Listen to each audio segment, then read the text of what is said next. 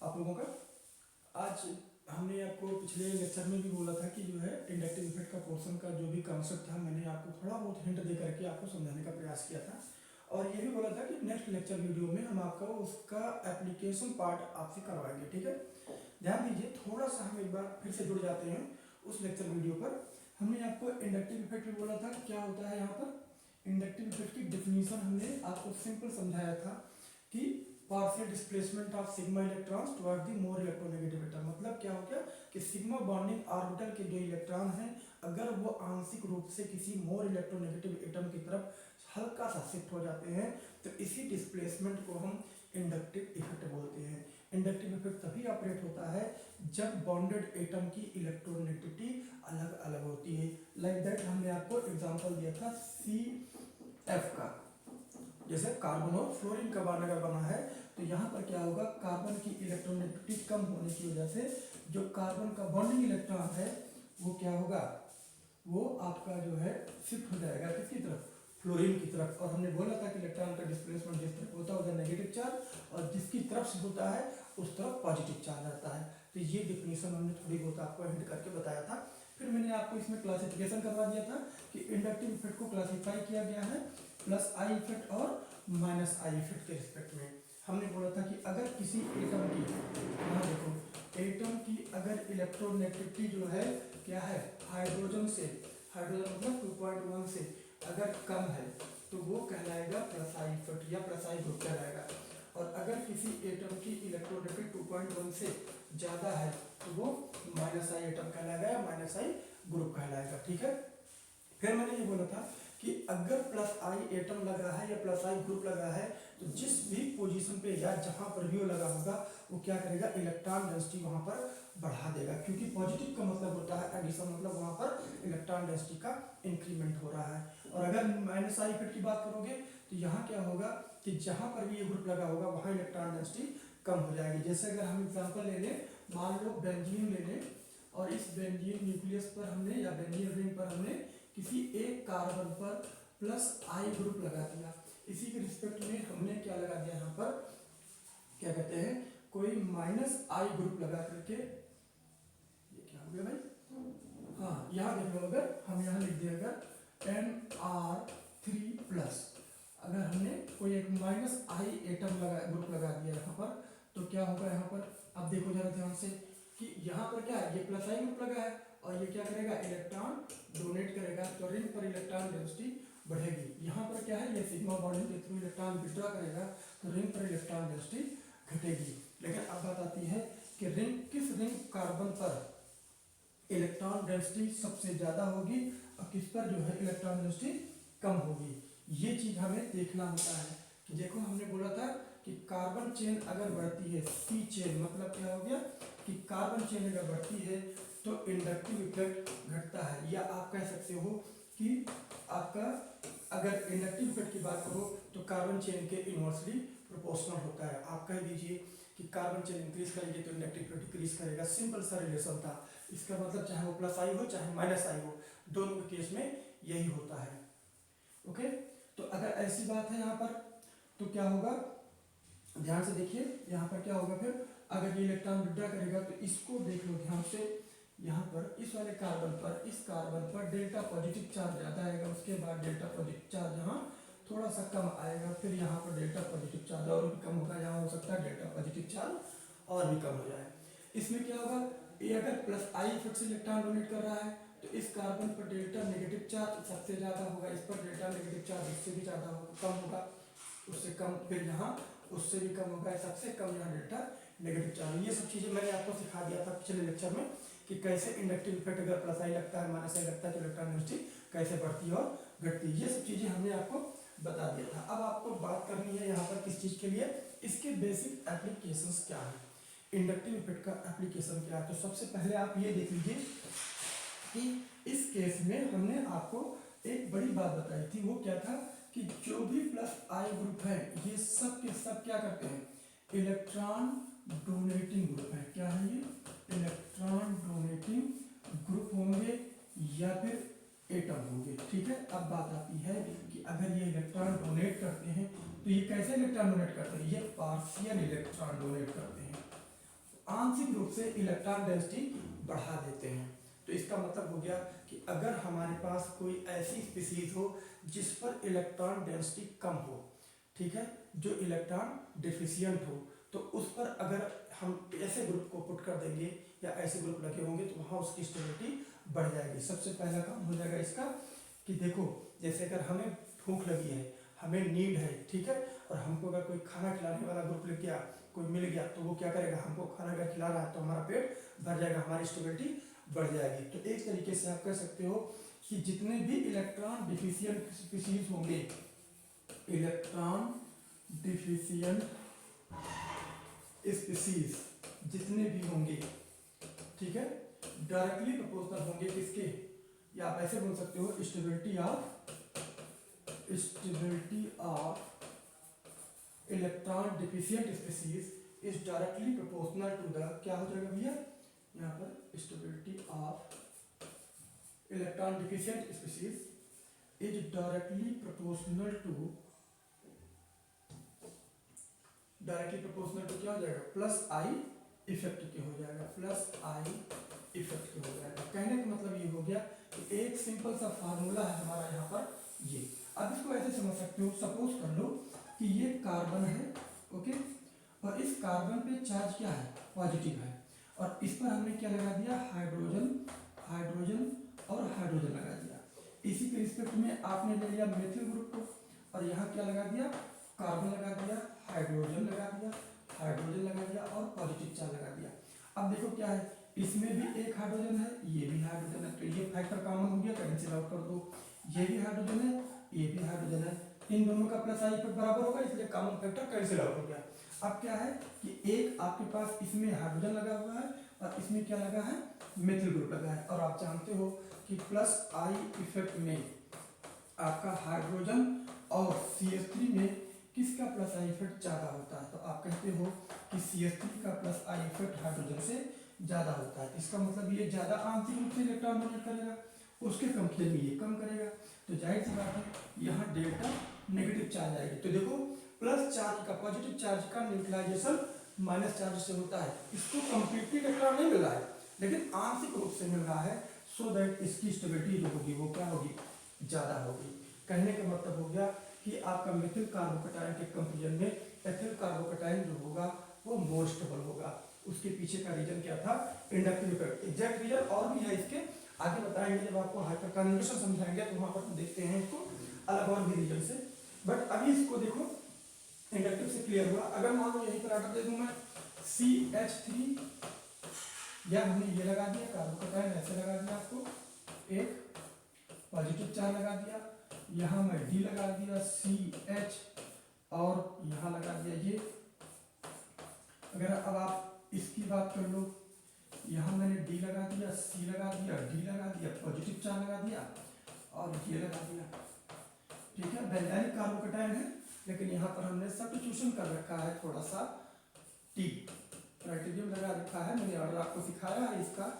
अब अगर इसमें मैं आपसे स्टेबिलिटी का ऑर्डर पूछूं, किसका स्टेबिलिटी का ऑर्डर पूछूं मैं, इसका, इसको किनारे कर दे रहा हूँ, ये फर्स्ट हो गया, ये सेकंड हो गया, और ये आपका थर्ड हो गया, ठीक है। अब अगर इनमें स्टेबिलिटी का ऑर्डर पूछा जाए कार्बोकटायन का, तो देखो जरा, तीन के तीनों सिस्टम में आपका ये कॉमन पोर्शन हो गया, तो कॉमन पोर्शन को कैंसिल आउट कर दीजिए, कोई फर्क नहीं पड़ता है। अब देखो यहाँ पर इसमें एक हाइड्रोजन है, इसमें एक हाइड्रोजन है, ठीक है, तो इन दोनों में कॉमन फैक्टर ये हो गया। पहले तो आप ये देख लीजिए कि जो ग्रुप लगा है डिफरेंट, वो कौन कौन सा, हाइड्रोजन है और ड्यूटेरियम है। तो हाइड्रोजन और ड्यूटेरियम में किसका प्लस आई इफेक्ट ज़्यादा होता है, प्लस आई इफेक्ट इसका ज़्यादा होता है, ड्यूटेरियम का। अब ड्यूटेरियम का अगर प्लस आई इफेक्ट ज़्यादा है, तो जहाँ ड्यूटेरियम की संख्या ज़्यादा होगी उसका, उस पर इलेक्ट्रॉन डोनेटिंग ग्रुप की तरीके से बिहेव करने के लिए ये ड्यूटेरियम ऑलरेडी ज़्यादा लगा हुआ, तो यहाँ क्या होगा भाई, डेल्टा नेगेटिव चार्ज ज़्यादा आएगा, मतलब यहाँ न्यूट्रलाइजेशन ज़्यादा होगा, सो दैट इस कार्बोकटायन की स्टेबिलिटी ज़्यादा होगी। तो कहने का मतलब हो गया कि ये थर्ड वाला जो होगा आपका मोर स्टेबल होगा। देन उसके बाद यहाँ देखो एक ड्यूटेरियम लगा है, जबकि यहाँ हाइड्रोजन लगा है, इसका मतलब आपका सेकंड उसके बाद मोर स्टेबल होगा, देन क्या होगा आपका फर्स्ट मोर स्टेबल होगा। लेकिन अगर किसी ने आपसे पूछ लिया कि ऑर्डर आप फर्स्ट में, थर्ड में और फोर्थ में बताइए, तो क्या बताएंगे भाई, तो फर्स्ट में आप देखोगे फर्स्ट वाले में अगर आप देखोगे तो 2 हाइड्रोजन है इसमें, और थर्ड वाले में देखोगे दोनों ड्यूटेरियम लगे हुए हैं, और फोर्थ वाले में देखोगे तो ट्राइटेरियम लगे हैं। तो आपको ये आर्डर पता है कि क्या कहते हैं, हाइड्रोजन, ड्यूटेरियम और ट्राइटेरियम में किसकी स्टेबिलिटी, सॉरी किसका प्लस आई इफेक्ट ज़्यादा होता है। तो आपने देखा है आर्डर ये होता है। तो आर्डर के हिसाब से अगर रखोगे तो fourth then third then first, ये आर्डर में ही लिखा हुआ है। ओके, स्टेबिलिटी इंक्रीज करेगी। तो कोई भी इलेक्ट्रॉन डिफिशिएंट स्पीशीज होगा वो क्या होगा, उस पर अगर आपका प्लस आई ग्रुप लगेगा तो उसकी स्टेबिलिटी ऑटोमेटिकली बढ़ जाएगी। अब बात आती है कि इलेक्ट्रॉन डिफिशिएंट स्पीशीज होंगे कौन कौन से। तो कोई भी ऐसी स्पीशीज जिसका ऑक्टेट इनकम्प्लीट हो। अगर मैंने बोल दिया कि इलेक्ट्रॉन डिफिशिएंट स्पीशीज, तो अगर आप इलेक्ट्रॉन डिफिशिएंट स्पीशीज की बात करोगे तो इसको आप समझ सकते हो, इन्हें कह सकते हो कोई भी ऐसी species, any species which have incomplete octet, मतलब ऑक्टेट उसका कंप्लीट नहीं होना चाहिए। कह सकते हो इन हैविंग, मैं लिख दे रहा हूं ऐसे, हैविंग इनकम्प्लीट ऑक्टेट, मतलब उसके वैलेंशियल ऑर्बिटल में 8 इलेक्ट्रॉन नहीं होने चाहिए। मतलब अब देख लो, जैसे मान लो अगर आप कार्बोकैटायन की बात करते हो तो ये भी इलेक्ट्रॉन डिफिशिएंट स्पीशीज है। कार्बन रेडिकल की बात करते हो तो ये भी इलेक्ट्रॉन डिफिशिएंट स्पीशीज है। कार्बन डाई रेडिकल की बात करते हो तो ये भी क्या है, इलेक्ट्रॉन डिफिशिएंट स्पीशीज है। नाइट्रीन की बात करते हो तो ये भी क्या है, इलेक्ट्रॉन डिफिशिएंट स्पीशीज है कि नहीं है।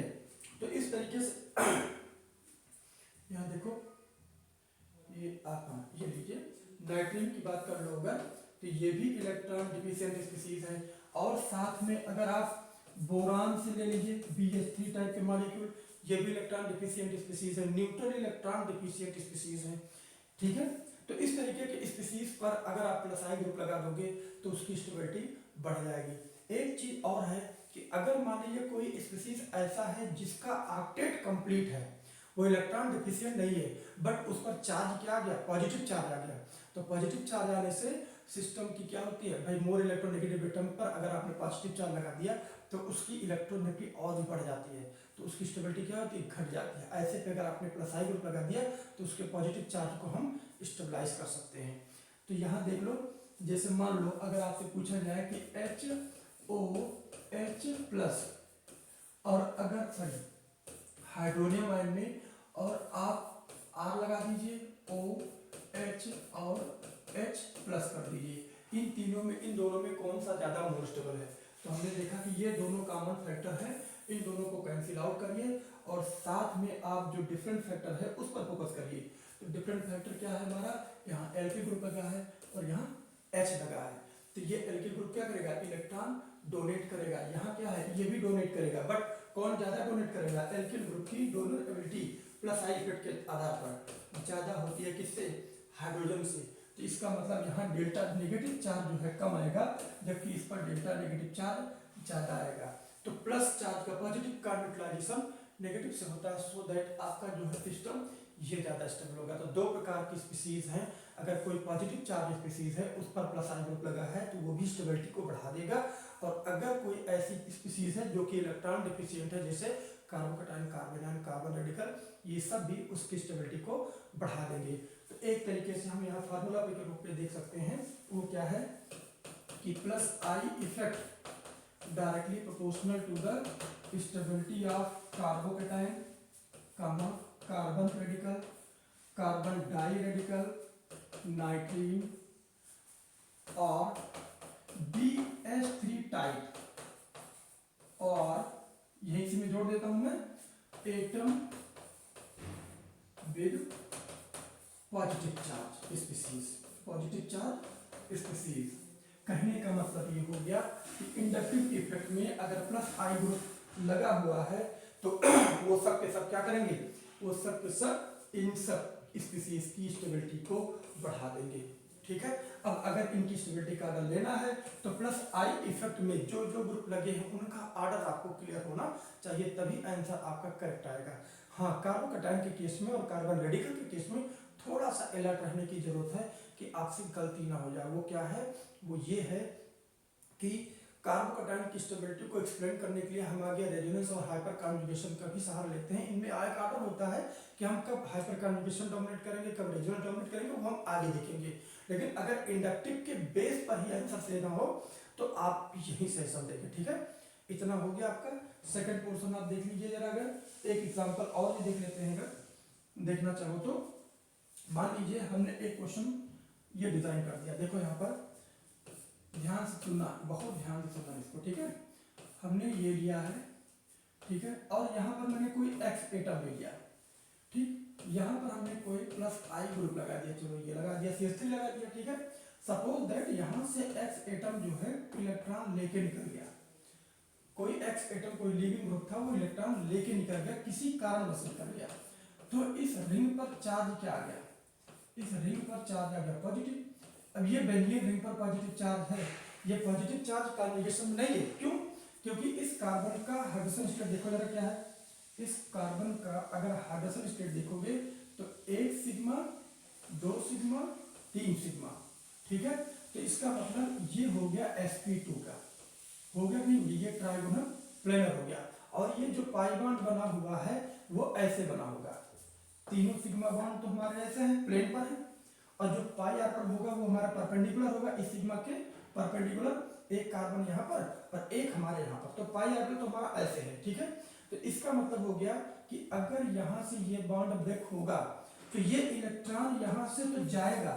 अब आप बताइए, घर से निकलते हैं तो क्या घर साथ में लेके निकलते हैं? नहीं, आप इलेक्ट्रॉन है, घर आपका ऑर्बिटल है, तो जब ये इलेक्ट्रॉन निकलेगा तो यहाँ इसका एम्प्टी ऑर्बिटल बचेगा, यहाँ देखो ये एम्प्टी ऑर्बिटल बचेगा, और ये ऑर्बिटल कौन सा है, ये sp2 ऑर्बिटल है। क्यों?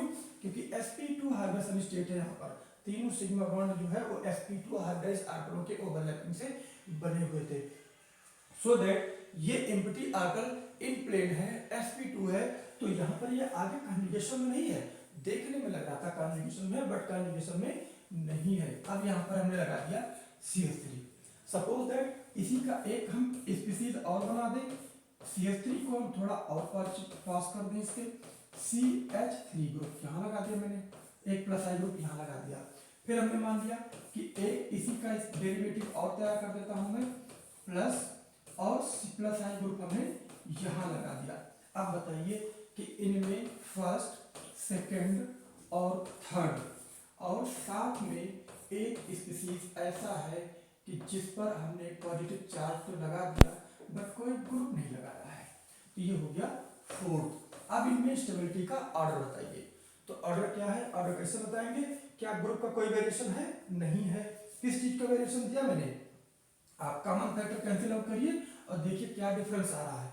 हमने देखा कि सबका मॉलिक्यूलर फॉर्मूला सेम है, एक को छोड़ करके। फोर्थ पर कोई भी प्लस आई ग्रुप नहीं लगा हुआ, यहाँ क्या है, यहाँ प्लस आई ग्रुप नहीं लगा, जबकि यहाँ मेथिल है, यहाँ भी मेथिल है, यहाँ भी मेथिल है, मतलब प्लस आई इफेक्ट सब पर इक्वली काम कर रहा है। ठीक है, ग्रुप जो है, ग्रुप का जो पावर है वो इक्वल है, लेकिन एक चीज का डिफरेंस है, वो क्या है, वो ये है कि आप इसमें देखोगे तो आपका जिस कार्बन पर प्लस आई ग्रुप लगा हुआ है, जिस कार्बन पर प्लस आई ग्रुप लगा हुआ है, वो जस्ट उसी के बगल वाले कार्बन पे पॉजिटिव चार्ज है। कहने का मतलब इंडक्टिव इफेक्ट आपको मैंने लिखवाया था कि आई इफेक्ट इनवर्सली प्रोपोर्शनल होता है कार्बन चेन के। इसका मतलब क्या हो गया, इंडक्टिव चाहे पॉजिटिव हो और चाहे नेगेटिव हो, वो क्या होगा, कार्बन चेन जैसे जैसे बढ़ती जाएगी इंडक्टिव इफेक्ट घटता जाएगा। तो यहाँ ये ग्रुप कैसा है, ये प्लस आई है, तो plus I inversely proportional to carbon chain. और आपको पता है कि प्लस आई इफेक्ट अगर घटेगा तो स्टेबिलिटी का क्या इफेक्ट पड़ेगा, plus I effect directly proportional होता है स्टेबिलिटी के। तो कार्बन चेन अगर बढ़ेगी तो स्टेबिलिटी घटेगी। अब यहाँ से निकालो रिजल्ट, आपका क्या आ गया, यहाँ देखो जस्ट बगल वाले कार्बन पर, एडजेसेंट कार्बन पे पॉजिटिव चार्ज था, तो ये इलेक्ट्रॉन डोनेट करेगा, यहाँ सबसे ज्यादा इलेक्ट्रॉन डेंसिटी महसूस होगी। लेकिन इसके बाद देखिए ये जो पॉजिटिव चार्ज है और ये जो ग्रुप है, तो 1 2 3, कहने का मतलब ग्रुप, जिस कार्बन पे ग्रुप लगा हुआ है प्लस आई और जिस कार्बन पे पॉजिटिव चार्ज है, उन तीनों में क्या है, 1 2 3 थर्ड पोजीशन पे चला गया। और यहाँ पर क्या है, ये पैरा पोजीशन मतलब फोर्थ पोजीशन पे चला गया। तो सबसे ज्यादा लॉन्गेस्ट कार्बन चेन कहाँ लग गई, यहाँ पर लग गया। ये प्लस आई इफेक्ट से इलेक्ट्रॉन देते देते यहाँ पर सबसे कम नेगेटिव चार्ज आएगा, जबकि यहाँ पर सबसे ज्यादा आएगा, यहाँ पर क्या होगा उससे भी कम आएगा। इसका मतलब क्या हुआ कि यहाँ पर पॉजिटिव चार्ज का न्यूट्रलाइजेशन सबसे ज्यादा हो रहा है। तो स्टेबिलिटी सबसे ज्यादा किसकी होगी भाई, सेकंड की सबसे ज्यादा हो जाएगी, second is more stable then first हो जाएगा, और first is more stable then third हो जाएगा। अब क्योंकि फोर्थ वाले में तो कोई प्लस आई इफेक्ट लगाया नहीं है, तो ठीक है, तो इन तीनों में प्लस आई लगा है, तो चलो कम से कम थर्ड वाले में क्या है वो फोर्थ पोजीशन पे लगा है। डिस्टेंस तो ज्यादा है ठीक है, बट लेकिन है तो ना पॉजिटिव चार्ज, सो दैट यहाँ क्या होगा कि फोर्थ की स्टेबिलिटी सबसे कम हो जाएगी। याद रखिएगा बहुत ही खतरनाक क्वेश्चन है ये, इस पर आपको थोड़ा सा अलर्ट रहना है। अब ये बात याद रखिएगा हमेशा कि अगर एरोमेटिक रिंग पर चाहे पॉजिटिव चार्ज हो और चाहे नेगेटिव चार्ज का दिखाया गया है, तो उसकी स्टेबिलिटी का फैक्टर, उसकी स्टेबिलिटी को एक्सप्लेन करना है तो केवल और केवल आप इंडक्टिव इफेक्ट से एक्सप्लेन करेंगे, अन्य किसी कॉन्सेप्ट से एक्सप्लेन नहीं करेंगे। ओके, तो ये तो हो गया, मान लीजिए हमारा क्या कहते हैं कि N प्लस आई इफेक्ट के बेस पर इलेक्ट्रॉन डिफिशिएंट स्पीसीज अगर कोई है, चाहे वो रेडिकल हो, चाहे आपका कार्बोकटायन हो, चाहे कार्बिन हो, किसी भी सिस्टम का अगर जिसमें इलेक्ट्रॉन की डिफिशियंसी है उन सबकी स्टेबिलिटी को बढ़ा देता है। इसी का जस्ट अपोजिट कर लीजिए, मान लीजिए आपने माइनस आई एटम लगा रखा है या माइनस आई ग्रुप लगा रखा है, तो ये क्या करेगा, जितने भी इलेक्ट्रॉन डिफिशिएंट स्पीसीज हैं उसकी स्टेबिलिटी को घटा देगा। क्यों भाई, एक तो पहले से ही मेरे पास कंगाली थी, ऊपर से तुम जो मेरे पास था वो भी छीन लेके जा रहे हो, तो जाहिर सी बात है मेरी स्टेबिलिटी कम हो जाएगी। तो वही हालत यहाँ पर है कि माइनस आई इफेक्ट जो होगा, ये माइनस आई एटम या ग्रुप जो होगा वो क्या करेगा, वो stability of electron deficient species, इसका मतलब क्या हो गया कि अगर माइनस आई इफेक्ट लगेगा, माइनस आई इफेक्ट अगर बढ़ेगा तो इलेक्ट्रॉन डिफिशिएंट स्पीसीज की स्टेबिलिटी घटेगी। अगर मान लीजिए हमने आपसे कह दिया कि आप ये देख लीजिए इस सिस्टम पर जो है ये पॉजिटिव चार्ज यहाँ लगा हुआ है, ठीक है, और यहाँ लगा दिया NO2, और इसके बाद मैंने यहाँ लगा दिया इसको जो है, यहाँ लगा दिया ये पॉजिटिव चार्ज। और चलो मैं कोई एक ऐसा कॉमन एग्जांपल देता हूँ जो आपको समझ में आए, इसको थोड़ा सा मैं चेंज कर देता हूँ एग्जांपल को। चलो यहाँ देखो, अगर मैंने मान लीजिए इसको ले लिया, यही ऐसे ही एग्जांपल ले लेता हूँ, थोड़ा सा कोरिलेशन भी हो जाएगा आपका। चलिए यहाँ देखो बेटा, हमने पॉजिटिव चार्ज लगाया, ये इलेक्ट्रॉन डिफिशिएंट ही था, और इस पर लगा दिया मैंने NO2 ग्रुप लगा दिया, ठीक है। फिर हमने यहाँ पर क्या कर दिया, ये पॉजिटिव चार्ज ही लगाया यहाँ पर, और यहाँ पर हमने F लगा दिया, ठीक है, और हमने क्या कर दिया यहाँ पर देखो जरा, तो यहाँ पर पॉजिटिव चार्ज है और यहाँ पर मैंने आयोडीन लगा दिया। ओके, तो अब बताइए जरा मुझे कि इसमें जो है किसकी स्टेबिलिटी, किस कार्बोकटायन की स्टेबिलिटी सबसे ज्यादा होगी।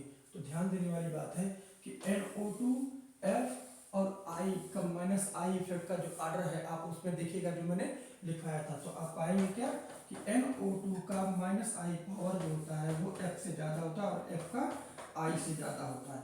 सो दैट यहाँ पर क्या हो जाएगा, स्टेबिलिटी का ऑर्डर। देखो कार्बोकटायन की पोजीशन क्या है, इस कार्बोकटायन की पोजीशन, इस कार्बन देखो तो मेटा ये भी है, मेटा पोजीशन पे भी है, मेटा पोजीशन पर ये भी है, तो कॉमन फैक्टर तो इतना था, इसके नीचे का सारा कॉमन फैक्टर है, वेरिएबल यही था, तो इसी से आंसर आ जाएगा।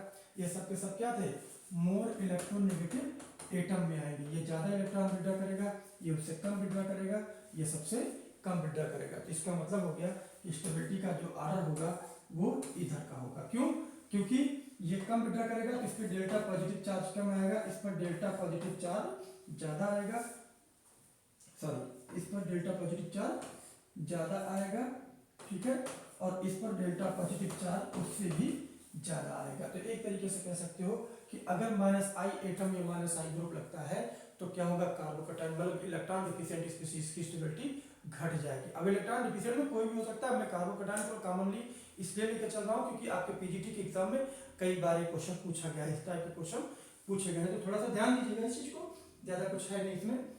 फिर देखिए आप जरा यहाँ पर एक और चीज कि अगर हम यहाँ बात कर ले, देखिए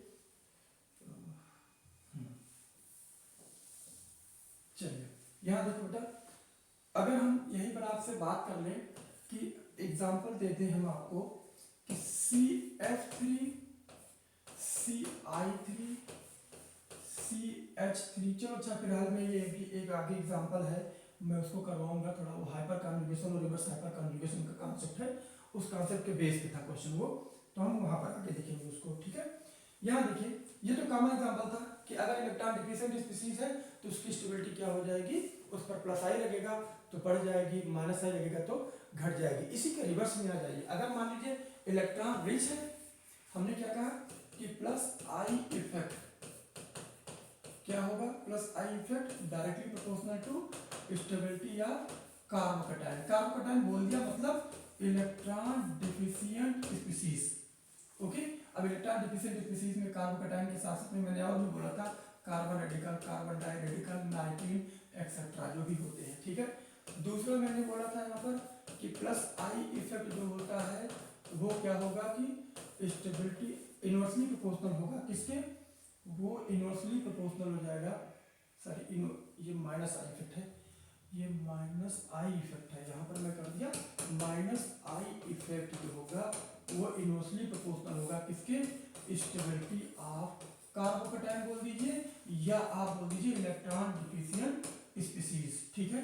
थर्ड आप देखिए इसी का जस्ट रिवर्स देखिए, अभी तक हम क्या ले रहे थे, इलेक्ट्रॉन डिफिशिएंट स्पीशीज ले रहे थे, अब हम इलेक्ट्रॉन रिच स्पीशीज लेंगे। यहाँ देखो जरा, हमने लिख दिया plus I effect, plus I effect directly inversely proportional to stability of electron rich species, electron rich species, that means like that, या कह सकते हो कार्बेनाइन। फोर्थ देख लीजिए, यहाँ पर क्या हो जाएगा कि माइनस आई इफेक्ट अगर आपने लगा दिया वहां पर तो ये क्या करेगा, ये करेगा, ये स्टेबिलिटी को बढ़ा देगा, डायरेक्टली प्रोपोर्शनल हो जाएगा stability of electron rich species, that means कार्बेनाइन। अब इस बात को देखो, ये तो हमने समझ लिया, ये भी समझ लिया, इन दोनों बातों को समझना है, बड़े आसानी से समझेंगे इसको, कॉन्सेप्ट बड़ा आसान है इसका, क्या करना है इसमें जरा ध्यान से देखिएगा। मान लीजिए हमने क्या किया है कि कार्बन लिया, कार्बन से लिथियम जोड़ दिया, लिथियम से हाइड्रोजन जोड़ दिया, यहाँ पर हाइड्रोजन जोड़ दिया और यहाँ पर भी हाइड्रोजन जोड़ दिया, ओके ठीक। अब हमने क्या किया यहाँ पर कि कार्बन लिया, कार्बन से लिथियम जोड़ दिया, लिथियम से हम इस कार्बन से क्लोरीन जोड़ दिया, H जोड़ दिया और H जोड़ दिया, ये पहला स्पीशीज था, ये दूसरा स्पीशीज था। अब देखो क्या किया हमने, यहाँ से Li प्लस निकाल दिया, यहाँ पर कार्बन लिथियम बॉन्ड टूटेगा और ये क्या बन जाएगा, ये बन जाएगा FCH और माइनस चार्ज, क्या आएगा भैया यहाँ पर देखना चाहे तो यहाँ हो जाएगा CH2F माइनस, यहाँ क्या हो जाएगा, यहाँ हो जाएगा CHH और माइनस चार्ज और H हो जाएगा यहाँ पर। अब ध्यान देने वाली बात है यहाँ पर कि देखो यहाँ पर ये H है, यहाँ देखो H हो गया। अब बात करने की बारी है, यहाँ देखो क्या करना है, हमको समझना है केवल, बस और कुछ नहीं करना है। देखो इस कार्बन पर नेगेटिव चार्ज है, ओके, इस कार्बन पर भी नेगेटिव चार्ज है, किस वजह से नेगेटिव चार्ज है, क्योंकि इस कार्बन, इस सिग्मा बॉन्ड में देखो, कार्बन लिथियम के सिग्मा बॉन्ड में देखो तो बॉन्डिंग का एक इलेक्ट्रॉन लिथियम का था, बॉन्डिंग का एक इलेक्ट्रॉन कार्बन का था, लिथियम और कार्बन का बॉन्ड जब डिसोसिएट हुआ तो कार्बन के पास इलेक्ट्रॉन रह गया, उसके पीछे का रीजन है कि लिथियम की इलेक्ट्रिसिटी कम थी, वो इलेक्ट्रॉन नहीं ले जा सकता था, कार्बन ने खींच लिया अपनी तरफ, तो कार्बन ने जब लिथियम का इलेक्ट्रॉन लिया तो चार्ज आ गया नेगेटिव, क्योंकि एक एक्स्ट्रा इलेक्ट्रॉन इसके पास आ गया वैलेंस शेल में। तो अब बात आती है, इलेक्ट्रॉन तो ले लिया, अब इलेक्ट्रॉन लेने का मतलब हो गया कि मैं पहलवान नहीं था फिर भी मैंने 50 किलो का बोझा उठा लिया, अब मैं क्या करूंगा, मेरे अंदर ताकत होगी तभी तो उसको होल्ड कर पाऊंगा, अन्यथा क्या होगा, वो बोझा हमारे ऊपर से गिर जाएगा। कह सकते हो कि हमारे ऊपर जो भी हमने वेट लिफ्ट किया था वो हमारा सब का सब गिर जाएगा, कहने मतलब स्टेबिलिटी हमारी क्या हो गई, कम हो गई। अब मेरी जगह पे अगर कोई बढ़िया पहलवान होता और उसने 50 किलो का वेट अगर उठाया होता तो लेकर खड़ा रहता, भाई उसको कुछ न फर्क पड़ता। वही हालत यहाँ पर है, देखो जरा, यहाँ पर क्या, ये कॉमन फैक्टर था, कॉमन फैक्टर कैंसिल आउट कर दो, 2 हाइड्रोजन यहाँ भी थे, 2 हाइड्रोजन यहाँ भी थे। अब बचा क्या, एक्सप्लेन करने के लिए आपके पास क्वेश्चन छोटा हो गया, वो क्या हो गया, हाइड्रोजन और क्लोरीन हो गया। अब सोचिए कि कार्बन पर नेगेटिव चार्ज है और इधर हाइड्रोजन लगा है, यहाँ कार्बन पर नेगेटिव चार्ज है और यहाँ क्लोरीन लगा है। तो अब बताइए जरा, इस एक्स्ट्रा इलेक्ट्रॉन को यहाँ पर हाइड्रोजन क्या कर रहा है, इलेक्ट्रॉन डेंसिटी और बढ़ा रहा है, और यहाँ फ्लोरीन क्या कर रहा है, कार्बन के कंपैरिजन में फ्लोरीन की इलेक्ट्रिक ज्यादा होती है, सो दैट ये इलेक्ट्रॉन अपनी तरफ विड्रॉ करेगा, इस पे चार्ज आएगा पॉजिटिव आएगा। अब बताइए जरा, अगर मैंने पहले से ही 50 किलो का बोझा एक गैस सिलेंडर उठा रखा है और उस पर क्या कर रहे हो कि आप 1 2 4 क्लैडिन की बुक और बुक बड़े अच्छे अच्छे ला करके किरण शर्मा की बुक हमारे ऊपर और रख दोगे, तो क्या होगा, हमारी स्टेबिलिटी घट जाएगी। बेचारे कार्बन के पास पहले से लिथियम का एक इलेक्ट्रॉन था, ऊपर से ये क्या कर रहा है, हाइड्रोजन और भी इलेक्ट्रॉन डेंसिटी वहां पर बढ़ा रहा है, तो स्टेबिलिटी क्या हो गई, घट गई। जबकि फ्लोरीन क्या काम कर रहा है, हम गैस सिलेंडर लेके जा रहे थे, हमारा एक दोस्त मिला, उसने कहा लाओ हम तुम्हारा गैस सिलेंडर शेयर करा लेते हैं। अब क्या हुआ, पैदल पैदल ही चल रहे थे, अब उसी गैस सिलेंडर को हम लोग 2 लोग मिलकर के शेयर कर रहे हैं। कहने का मतलब इस नेगेटिव चार्ज को अकेले कार्बन का न्यूक्लियस ही बाइंड कर रखा था, लेकिन इस कार्बन से जब फ्लोरीन बाइंड हो गया तो फ्लोरीन बोला कि भाई ऐसा है कि मेरी इलेक्ट्रॉनिक ज्यादा है, एक काम करो तुम अपना इलेक्ट्रॉन मेरी तरफ शिफ्ट कर दो, और तुमने जो इलेक्ट्रॉन लिथियम का लिया है उसको तुम टाइटली बाउंड कर लो। तो कहने का मतलब क्या हुआ कि फ्लोरीन की हाई इलेक्ट्रोनेगेटिविटी की वजह से कार्बन का इलेक्ट्रॉन फ्लोरीन की तरफ शिफ्ट हो गया, तो कार्बन पर इलेक्ट्रॉन डिफिशियंसी हो गई, और जो वो डिफिशियंसी होती हुई थी वो लिथियम के इलेक्ट्रॉन से कंप्लीटली पूरी हो गई। कहने का मतलब हो गया कि कार्बेनाइन की स्टेबिलिटी को इसने बढ़ा दिया। कहने की सिंपल सा अर्थ है यहाँ पर कि अगर कोई इलेक्ट्रॉन डिफिशियंट स्पीशीज हो, उस पर -I ग्रुप अगर लगाओगे तो स्टेबिलिटी ऑटोमेटिकली वहां पर बढ़ जाएगी। ठीक है, ये 2 एप्लीकेशंस आपके बहुत ही सिंपल से थे कि किसी भी इलेक्ट्रॉन रिच स्पीशीज का देखोगे तो +I इफेक्ट जो होगा और जो -I इफेक्ट होगा उसका जो रिलेटिव इफेक्ट था मैंने आपको एक्सप्लेन कर दिया। ठीक है, अब आप नेक्स्ट एप्लीकेशन देखो यहाँ पर थर्ड। मान लीजिए आपने +I इफेक्ट लगा दिया, +I ग्रुप ले लिया आपने, +I ग्रुप के बेस पर आप देखो, अब यहीं पर ध्यान देना, एक छोटी सी बात है, एसिडिटी की बात करने जा रहा हूं। +I effect inversely proportional to क्या होता है, stability of electron rich species. Okay, क्या होता है, +I इफेक्ट जो होता है इलेक्ट्रॉन रिच स्पीशीज के इनवर्सली प्रोपोर्शनल होता है। अच्छा, इलेक्ट्रॉन रिच स्पीशीज हमारा बेस क्या होता है, बेस हमारा इलेक्ट्रॉन रिच स्पीशीज होता है, लेकिन कॉन्जुगेट बेस क्या होता है, वो किसी एसिड से निकले हुए प्रोटॉन के बाद जनरेट जो होता है उसको बोलते हैं। तो जरा बताइए, अगर किसी एसिड से प्रोटॉन निकाल दोगे तो वो जो कॉन्जुगेट बेस बचेगा उसको क्या बोलोगे, वो इलेक्ट्रॉन रिच होगा ना।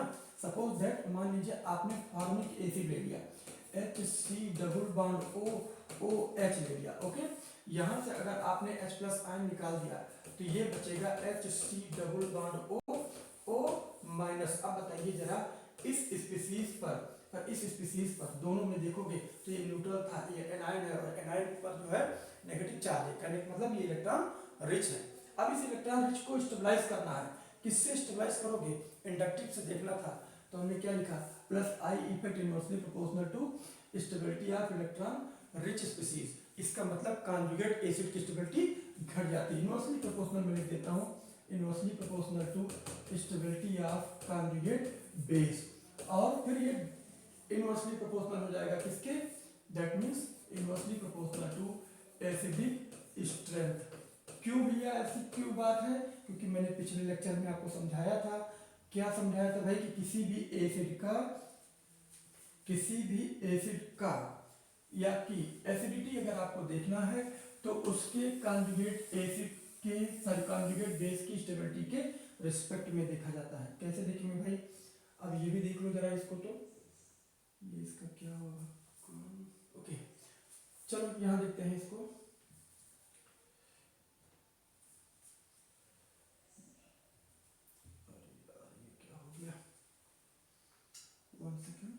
ठीक है, देखिए यहाँ पर क्या है कि चलिए हमने क्या बोला था, हमने ये बोला था कि एसिड की एसिडिटी जो है, किसी भी एसिड की एसिडिक स्ट्रेंथ, मैंने लास्ट वीडियो में बताया था क्या होता है, एसिडिक स्ट्रेंथ इनवर्सली प्रोपोर्शनल होता है किसके, स्टेबिलिटी ऑफ डायरेक्टली प्रोपोर्शनल होता है स्टेबिलिटी ऑफ कॉन्जुगेट एसिड की।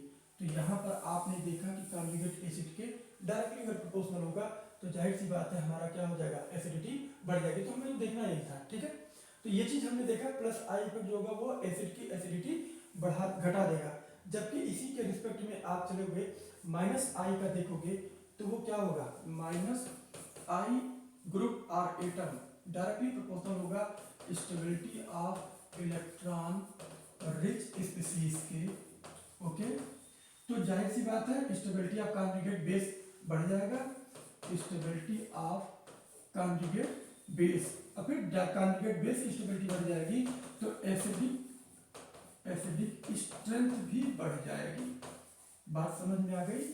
ये इतनी सी बात थी, थोड़ी सी, ये क्लियर हुआ आपको? दो छोटे छोटे फार्मूले हैं एसिडिक और बेसिक स्ट्रेंथ को लेकर के, सॉरी एसिडिक स्ट्रेंथ को लेकर के। हम अगले स्टेप में देखेंगे बेसिक स्ट्रेंथ, पहले भी इसको क्लियर कर लेते हैं। एक छोटा सा एग्जांपल से देखते हैं कि मान लो हमने H ले लिया, C ले लिया, डबल बॉन्ड O ले लिया, OH ले लिया, और कंपेयर करना था CH3 C double bond O OH के साथ में। तो कॉमन फैक्टर कौन? ये। कॉमन फैक्टर कौन? ये। तो इतने का कोई मतलब ही नहीं है।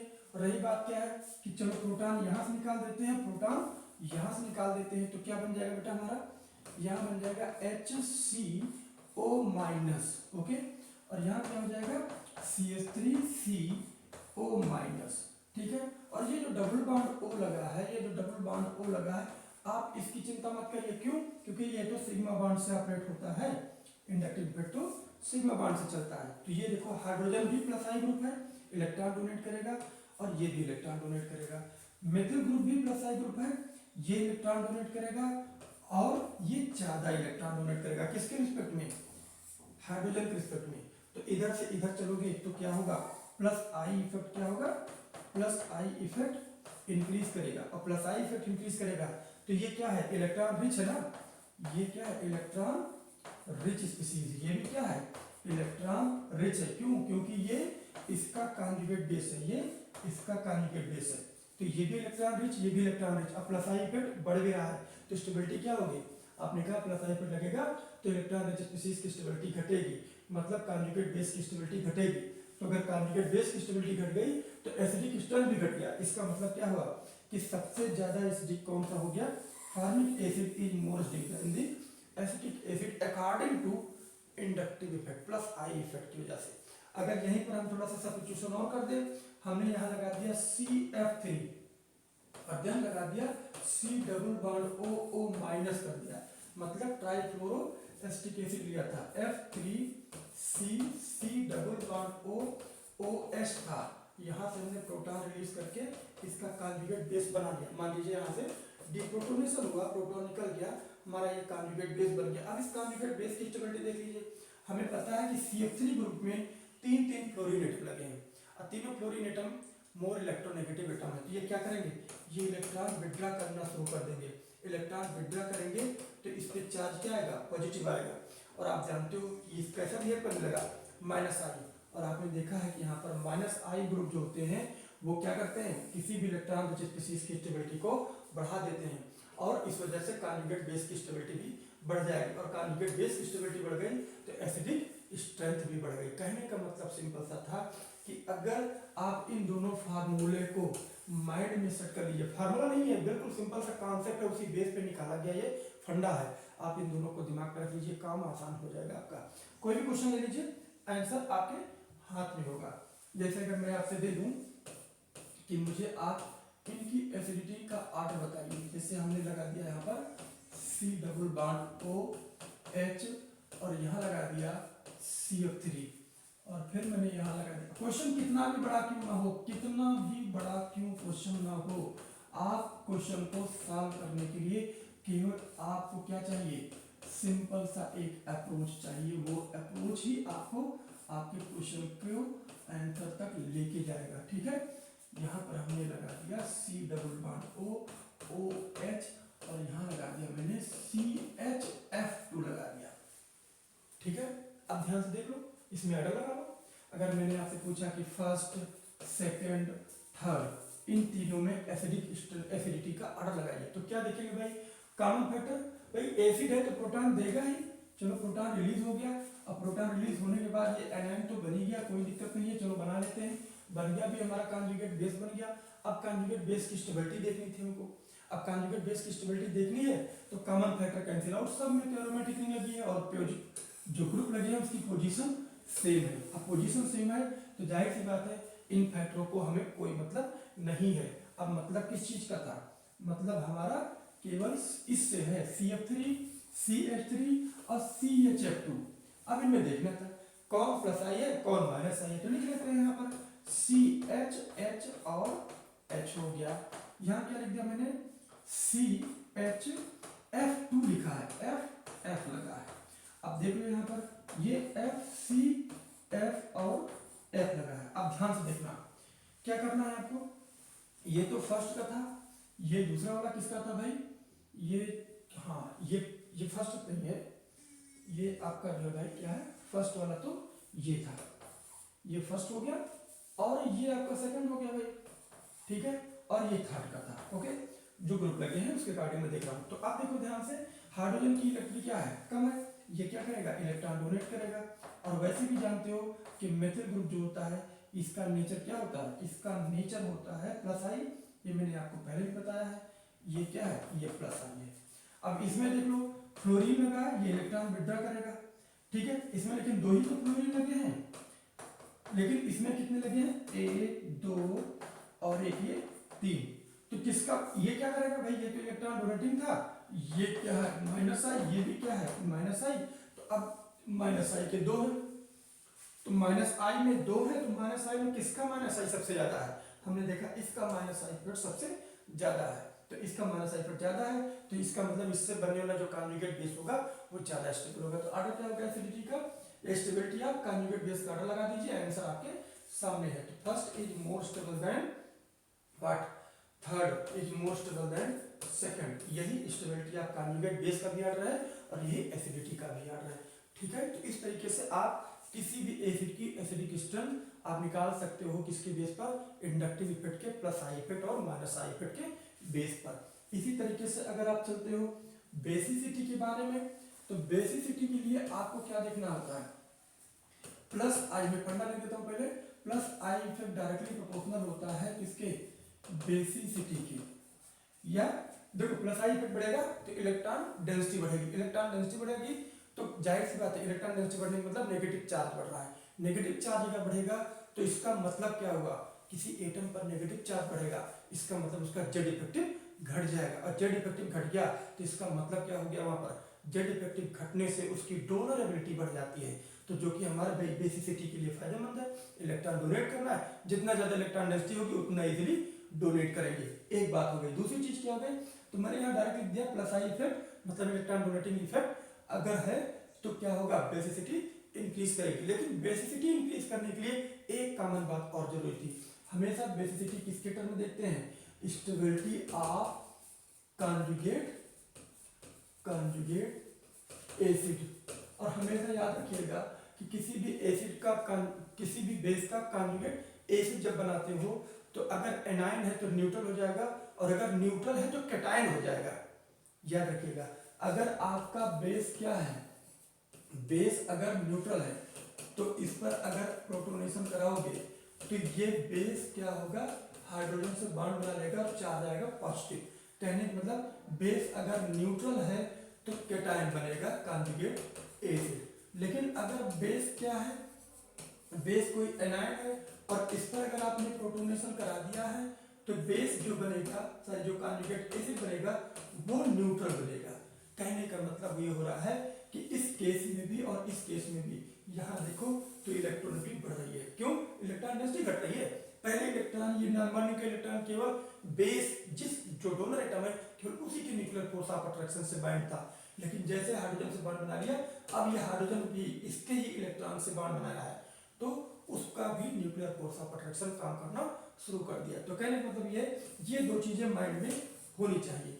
तो प्लस आई इफेक्ट अगर लगेगा तो बेसिसिटी बढ़ेगी, क्यों बढ़ेगी, उसके पीछे का रीजन था कि कंजुगेट एसिड की स्टेबिलिटी बढ़ जाती है। इसी प्रकार अगर आप देखोगे माइनस आई इफेक्ट अगर लगा दोगे तो बेसिसिटी जो होगी वो घट जाएगी, बेसिसिटी के इनवर्सली प्रोपोर्शनल हो जाएगा। क्यों ऐसा होगा, क्योंकि स्टेबिलिटी ऑफ कंजुगेट एसिड घट जाएगा, मतलब ये दो फंडे आपके और तैयार हो गए। फिर बेसिसिटी को लेकर के, तो इंडक्टिव इफेक्ट का बेसिसिटी पे क्या प्रभाव पड़ेगा वो आपने यहाँ पर देख लिया फार्मूले के बेस पर। अब बात आती है इसका एक्सप्लेनेशन देख लेते हैं, एग्जांपल देख लेते हैं। सपोज दैट मान लीजिए हमने ले लिया यहाँ पर C triple bond CH2 NH2, ये ले लिया मैंने, ठीक है। R दूसरा हमने ले लिया RCH double bond CH2 NH2 ले लिया, ठीक है। एक सेकंड, थोड़ा सा यहाँ पर एक कार्बन कम रह गया, CH single bond CH2 NH2 ले लिया, ओके। चलिए मैं कलर चेंज कर लेता हूँ क्योंकि आप लोगों को शायद विजुअलाइजेशन कम होगा। फिर मैंने क्या लिख दिया RCH2 NH2 लिख दिया भाई, ये एमीन ही है सब। अब बात आती है कि इनमें हमें तीनों में बेसिसिटी का आर लगाना था, तो बेसिसिटी का आर हम कैसे लगा सकते हैं, बड़ा आसान काम है। इसमें क्या देखना था, कॉमन फैक्टर देखना था। कॉमन फैक्टर तो ये मिल गया, इसका कोई मतलब नहीं है, खत्म काम इनका। डोनर एटम कौन है, नाइट्रोजन है, नाइट्रोजन है, मतलब यहाँ पर भी कॉमन फैक्टर ही है। कहने मतलब तीनों में आपको जो इलेक्ट्रॉन डोनेट करना है वो NH2 ग्रुप से डोनेट करना है। मतलब ये डेरिवेटिव किसका है, प्राइमरी अमीन का डेरिवेटिव है, ठीक है। ये क्या है, ये प्राइमरी अमीन है, अमोनिया का डेरिवेटिव है। तो कहने का मतलब अब जो वेरिएशन है वो यहीं पर है। वेरिएशन कहाँ पे है, वेरिएशन यहाँ पर है। क्या वेरिएशन है भाई, इस कार्बन का हाइड्रोजन स्टेट बोलिए तो sp3, कैसे पता चला, एक दो सिग्मा बॉन्ड ये हो गया, दो कार्बन का हो गया, ये और ये, और दो हाइड्रोजन साथ चार सिग्मा बॉन्ड हो गए, और चार सिग्मा पे क्या होता है sp3। तो इस कार्बन का हाइड्रोजन स्टेट sp3 है, इस कार्बन का हाइड्रोजन स्टेट sp2 है, और इस कार्बन का हाइड्रोजन स्टेट sp है। आप बताइए sp2 और sp3 तीन कार्बन है, तो किस कार्बन की इलेक्ट्रोनेगेटिविटी ज्यादा होगी। तो हमने कल आपको पढ़ाया था, पिछले लेक्चर में पढ़ाया था कि जिस कार्बन में परसेंटेज ऑफ s करेक्टर ज्यादा होगा उसकी साइज छोटी होगी, साइज छोटी होगी तो न्यूक्लियर फोर्स ऑफ अट्रैक्शन ज्यादा होगा, और न्यूक्लियर फोर्स ऑफ अट्रैक्शन को ही हमने इलेक्ट्रोनेगेटिविटी की तरीके से डिफाइन किया था, सो दैट यहाँ इलेक्ट्रिसिटी इसकी ज्यादा होगी। sp3 carbon is more electronegative than, इधर से इधर चलोगे तो क्या होगा, इलेक्ट्रोनेगेटिविटी इंक्रीजेस। अगर इलेक्ट्रोनेगेटिविटी बढ़ गई तो इसका मतलब क्या बढ़ गया, जैसे जैसे इलेक्ट्रोनेगेटिविटी बढ़ती है इंडक्टिव इफेक्ट बढ़ता है, माइनस आई इफेक्ट बढ़ता है। तो इसका मतलब क्या हो गया कि माइनस आई इफेक्ट क्या होगा, इंक्रीज करेगा। आप फार्मूले में लिख सकते हो कि इलेक्ट्रोनेगेटिविटी या और percentage of S character directly proportional होता है माइनस आई इफेक्ट के। यहाँ पर एक चीज और भी कर सकते हो, आर कर लो, जेड इफेक्टिव इलेक्ट्रोनेगेटिविटी या फिर परसेंटेज ऑफ एस करेक्टर, ठीक है। ये तीन के तीनों ऐसे फैक्टर हैं जो कि माइनस आई इफेक्ट को इंक्रीज कर देते हैं, ठीक है। तो इसका मतलब क्या हो गया, यहाँ पर आपने देख लिया परसेंटेज ऑफ एस करेक्टर के बेस पर यहाँ 50% था, यहाँ 33% था, यहाँ क्या है 25% है, तो मोर इलेक्ट्रोनेगेटिव ये था। इसका मतलब माइनस आई इफेक्ट सबसे ज्यादा किसका होगा भाई, इस ट्रिपल बॉन्ड का, sp का माइनस आई इफेक्ट सबसे ज्यादा होगा, ठीक है। और फिर यहाँ क्या होगा, इसका उससे कम होगा, इसका सबसे कम होगा, सो दैट क्या होगा, डोनरेबिलिटी सबसे ज्यादा किसकी होगी, माइनस आई इफेक्ट लगेगा तो डोनरेबिलिटी घटेगी, बेसिसिटी घटेगी। तो कहने का मतलब सिंपल सा आर्डर आ गया, फर्स्ट सेकेंड थर्ड में बेसिसिटी कार्ड लगाओगे तो third is more basic than second is more basic than first. तो कहने का मतलब हो गया बेसिसिटी जो आपकी होगी वो किसकी सबसे ज्यादा हुई, यहाँ पर थर्ड की ज्यादा हुई, सेकंड की सॉरी फर्स्ट की सबसे कम हुई। उसके पीछे का रीजन क्या था, आपने कॉमन फैक्टर कैंसिल आउट करके जो वेरिएबल थे उसी पे फोकस कर लिया और उसमें देख लिया कि कौन सा कॉन्सेप्ट करना था। तो वेरिएशन एक ही दिख रहा था कि कार्बन का हाइड्रोजन स्टेट यहाँ पर चेंज है, बस उसी हाइड्रोजन स्टेट के बेस पे आपने एक्सप्लेन कर दिया, ठीक है। ऐसे आप और देख लीजिए जरा, यहाँ पर मान लीजिए आपको दे दिया जाए यहाँ पर ये दे दिया गया COOH और H दे दिया गया, फिर हमने आपको 4 मेंबर रिंग पे लगा दिया इसको ऐसे ही COOH और H लगा दिया, ऐसे ही 5 मेंबर रिंग पर लगा दिया, ठीक है, यहाँ पर लगा दिया COOH और H। तो अब आपको ये देखना था कि एसिडिटी का आर्डर लगाना था इसमें, तो ये देखना है ना कि इंटरनल बॉन्ड एंगल भी कल सिखाया था कि इंटरनल बॉन्ड एंगल कम है तो तो एक्सटर्नल क्या होगा, ज़्यादा होगा। अगर ये एंगल ज़्यादा होगा तो इस बॉन्ड में परसेंटेज ऑफ एस करेक्टर ज़्यादा होगा। अगर इस बॉन्ड में परसेंटेज ऑफ एस करेक्टर ज़्यादा होगा, क्या लिख दिया मैंने, more percentage of S character, so that क्या होगा, इसका माइनस आई इफेक्ट सबसे ज़्यादा होगा। तो एसिडिटी का ऑर्डर क्या आएगा, इसका ज़्यादा आएगा। ठीक है, सीख लीजिएगा, इसको अप्लाई करके देखिएगा, नहीं समझ में आता है तो पूछिएगा। ओके, तो एसिडिटी यहाँ क्या हो जाएगी, एसिडिक स्ट्रेंथ क्या होगा, 3 मेंबर का सबसे ज्यादा होगा इंक्रीजेस में, काम खत्म हो जाएगा। ठीक है, फिर आप आगे देख लीजिए जरा इसको, एक और एग्जांपल के साथ आप इसको देख लीजिए कि जैसे ये तो था हमारा एसिडिटी और बेसिसिटी का, ऐसे ही आप न्यूक्लियोफिलिसिटी और डोनरेबिलिटी से भी कोरिलेट कर सकते हो। हमेशा याद रखिएगा कि प्लस आई इफेक्ट अगर लगेगा तो डोनर एबिलिटी इंक्रीज करेगी, माइनस आई इफेक्ट लगेगा तो डोनर एबिलिटी जो है क्या होगी, डिक्रीज करेगी। ये दो चीजें और भी माइंड में रख लीजिएगा। अब डोनर एबिलिटी में न्यूक्लियोफिलिसिटी भी आ जाता है, ठीक है, बेसिसिटी भी आ जाता था, तो बेसिसिटी के लिए थोड़ा सा कॉन्सेप्ट बदल जाता है, सो दैट हम वहाँ पर अलग से कॉन्सेप्ट देखते हैं। ठीक है, ओके, तो चलिए ये तो था हमारा जो है प्लस आई और माइनस आई इफेक्ट के बेस पर थोड़ा सा एक्सप्लेनेशन इसका। और भी बहुत सारे हैं एप्लीकेशंस इसके, बहुत सारे हैं, बट हमारे पीजीटी लेवल पर इतने से ही हमारा काम हो जाता है। ठीक है, ज़्यादातर क्वेश्चन जो आए हैं आपके एसिडिटी और बेसिसिटी से रिलेटेड आए हैं, और भी क्वेश्चन जो आए हैं वो किससे रिलेटेड आए हैं, आपके क्या कहते हैं इससे, stability of कार्बो electron deficient species या इलेक्ट्रॉन रिच स्पीसीज से आए हैं। इससे ज़्यादा उसे पूछा नहीं गया, फिर भी मैंने आपको थोड़ा सा ट्राई किया है उससे ज़्यादा बताने का। ठीक है, इतना पढ़िए, इसके बाद भी अगर कोई प्रॉब्लम बनती है तो हम देखेंगे, उसको जरूर बताएंगे आपको अगले वीडियो लेक्चर में। इस वीडियो लेक्चर के लिए आपको